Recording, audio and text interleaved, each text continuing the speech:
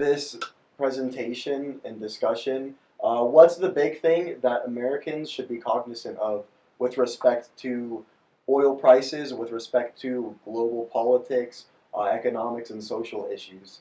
Yeah, well, what I would say is just in economics in general, everyone's striving for their own best interest, right? And it's not that people are like, Dr. Evil or anyone, an evil person.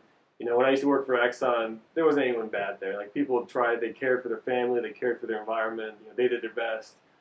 As I've traveled and worked with different national oil companies, it's the same story.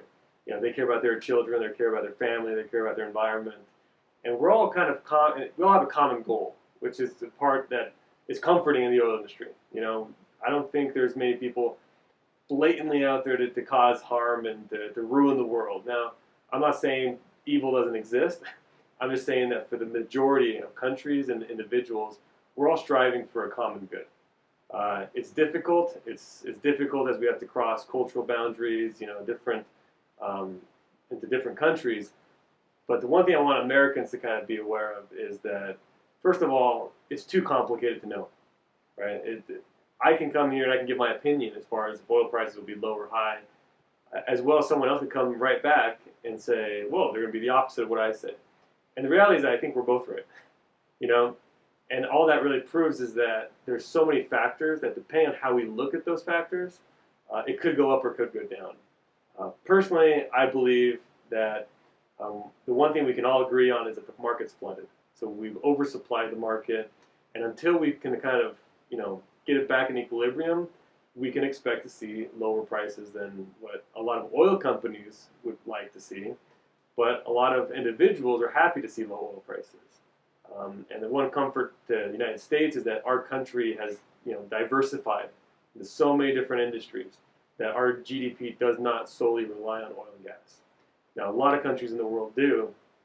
They'll have a different challenge.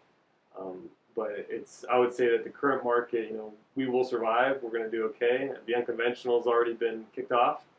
That's not going to stop. So even if Saudi Arabia cuts production or doesn't cut production, in time, the United States. We have our own golden goose. We have our golden goose, and it's, my only comment would be it's in the best interest for every American for that golden goose to be developed. And so with that, it's good old, oil and gas is always going to be a center of conversation because it's energy, and we all need energy, and that's the one thing we can all agree with is that, to some extent, oil and gas, no matter how solar or renewable energies are, how much market share those get, which they should get some market share. We're not discouraging that, but oil industry will always be part of the equation for energy. And as we end up tapering down our consumption of hydrocarbons, there's all little steps that we could take as individuals to reduce our consumption and to reduce the trace we leave. We could do little things like ride a bike to school, not turn your light off when you're out, when you're out of the office. And, we're not going to have a change. We're not going to run on solar power tomorrow. We're not going to run on wind energy tomorrow.